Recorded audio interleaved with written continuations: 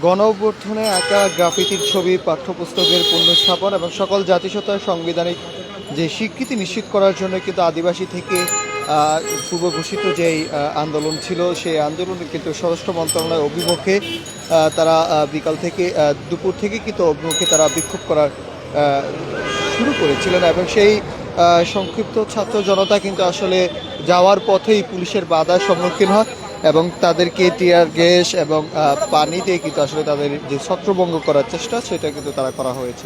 প্রিয় দর্শক, আপনারা দেখছেন এই মুহূর্তে যায় দিনের মাধ্যমে দর্শক যারা এবং সেই জায়গা থেকে কিন্তু আসলে যারা আদিবাসীদের যারা রয়েছেন তারা কিন্তু এই পিএসসির যে দোয়েল চক্করের যে এলাকাগুলো রয়েছে এবং তারা তাদের সাথে আসলে পুলিশের কি ধরনের যে অভিমুখে ছত্রছায়া রয়েছে এবং সেই জায়গা থেকে কিন্তু আমরা একটু কথা বলবো। যখন আমাদের মিছিল যখন শিক্ষা ভবন বরাবর আসে, RICL TMX যুগের পর যুগ স্থাপনা থাকে মজবুত। অর্থাৎ শিক্ষা ভবন পর্যন্ত যখন আসলো তখন আমরা ব্যারিকেড দেখতে পাই। ব্যারিকেডে পৌঁছার সাথে সাথে আমাদের উপর জল কামান নিক্ষেপ করা শুরু হয় এবং সাথে সাথে লাঠি চার্জ এবং সাউন্ড গ্রেনেড এবং টিয়ার শেল মারা শুরু হয়। এই যে আমরা জাস্ট আমাদের একটা শান্তিপূর্ণ কর্মসূচি, আমরা জাস্ট স্বরাষ্ট্র মন্ত্রণালয়ে যাচ্ছিলাম, সেখানে যেভাবে হচ্ছে আপনার ব্যারিকেড জল কামান নিয়ে হামলা হলো সেটা আমরা খুব অবাক হলাম। আমি ব্যক্তিগতভাবে গতকালকে স্টুডেন্টস ফর সভারেনিটি যখন রামদা স্টাম নিয়ে যখন রাজপথে ছিল, যখন রাস্তা অবরোধ করেছিল, তখন এই পুলিশ করেছিল। গতকালকে আমরাও খালি হাতে ছিলাম, আজকেও আমরা খালি হাতে ছিলাম। গতকালকে ওরা স্টাম নিয়ে রামদা নিয়েছিল, তখন এই পুলিশ করেছিল। পুলিশকে দেখে নাই? তখন কি তাদের ব্যারিকেড ছিল না? তখন কি ডিএমপির কাছে কি জল কামান ছিল না? তখন কি ডিএমপির কাছে কি লাঠি ছিল না? তখন কি তাদের কাছে সাউন্ড গ্রেনেড এবং টিয়ার শেল ছিল না? আজকে কেন হামলা করলো? গতকালকে কেন এই ব্যারিকেড দেয় নাই? গতকালকে যখন ওরা হামলা করবে জেনেও কেন তারা পুলিশ তাদেরকে ব্যারিকেড দেয় নাই? কিন্তু আমরা কি দেখতে পেলাম আজকে আমরা স্বরাষ্ট্র মন্ত্রণালয়ে যাচ্ছিলাম, আমরা পৌঁছাইতেই পারি নাই, আমাদেরকে ব্যারিকেড দেওয়া হলো এবং আমাদের উপর হামলা করা হলো। তাদের অস্ত্রশস্ত্র গতকালকে করেছিল।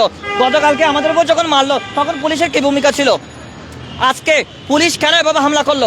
আজকে যে পুলিশের হামলা দেখতে পাচ্ছি, আমি 18 সাল থেকে রাজপথে আছি, আমি দেখতে পেয়েছি এই হামলা আওয়ামী লীগ করতো, আওয়ামী লীগের পুলিশরা করতো। কিছুদিন আগে আমরা জুলাই গণঅভ্যুত্থানে দেখেছি, আমরা ইলেকশনের সময় যে আন্দোলন করতেছিলাম, 1 দফার আন্দোলন, 31 দফার আন্দোলন, সেখানে আমরা দেখতে পেয়েছি পুলিশ এভাবে আমাদের উপর হামলা করতো। আমরা সেম হামলা দেখতে পাচ্ছি 5ই আগস্ট পরবর্তী গণঅভ্যুত্থান পরবর্তী সময়েও। এই পুলিশ কিভাবে এখন থানায় থাকে? ডক্টর ইউনূসকে বলতেছি, এই পুলিশ আওয়ামী লীগের পুলিশ কিভাবে এই চরিত্র নিয়ে, এই মারদাঙ্গা পুলিশ কিভাবে এখানে এখনো রাজপথে থাকে, এখনো আমাদের থানায় কিভাবে থাকে? আমরা 18 সালে জন্ম হওয়া আমরা শিক্ষার্থীরা, আমরা 24 সালে গণঅভ্যুত্থান ঘটিয়েছি, আমরা রাজপথে ছিলাম, এখনো আছি। আমরা এখানে কোনো দলের না, আমরা ছাত্র ফেডারেশন করি, এখানে আমাদের অনেকেই সাধারণ শিক্ষার্থীও আছেন, আমরা লড়াই করতেছি, আমরা ন্যায়ের পক্ষে। কিন্তু আমাদের উপর হামলা কেন করা হলো? গতকালকে কেন আমাদেরকে রক্ষা করে নাই পুলিশ? গতকালকে যখন স্টাম নিয়ে পেটানো হচ্ছিল তখন এই পুলিশের অস্ত্রশস্ত্র করছিল।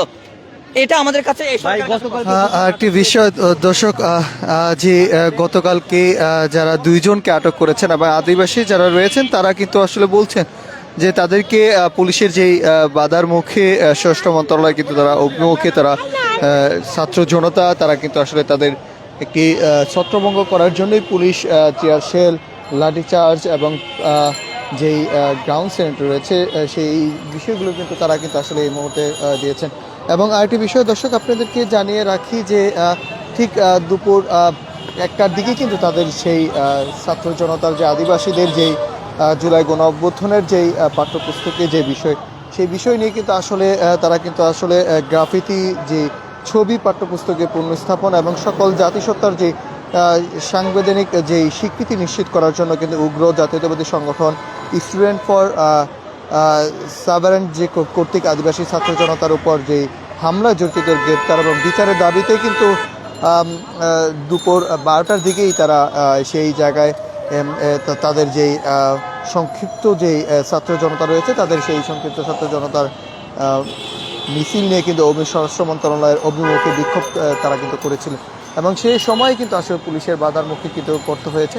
এবং আমরা কয়েকজন যারা শিক্ষার্থী রয়েছে, আদিবাসী শিক্ষার্থী যারা রয়েছে, তাদের সাথে কথা বলার চেষ্টা করবো আসলে পুলিশের পক্ষ থেকে তাদের সাথে তাদের যেই স্বরাষ্ট্র মন্ত্রণালয়ের অভিমুখে যাওয়ার কথা, সেই জায়গা থেকে আসলে তাদেরকে আসলে কি বাধা দেওয়া হলো, কিভাবে তাদেরকে লাঠিচার্জ করা হলো, কালকেও তাদেরকে লাঠিচার্জ বিষয় নিয়ে কিন্তু আসলে তারা কিন্তু বলছেন। এবং দর্শক আপনারা কে কোথা থেকে দেখছেন, প্রিয় দর্শক আপনারা দেখছেন যায় যায় দিন থেকে, কে কোথা থেকে দেখছেন কমেন্ট করুন, শেয়ার দিন, সর্বশেষ খবর সঙ্গেই থাকুন। এবং আরেকটি বিষয় আপনাদেরকে জানিয়ে রাখি, যে সংক্ষিপ্ত ছাত্র জনতা এবং সেই ছাত্র জনতা দিয়ে কিন্তু আসলে তাদের আদিবাসী সেই বিষয় নিয়ে কিন্তু আসলে শিক্ষার্থীরা বলছেন। এবং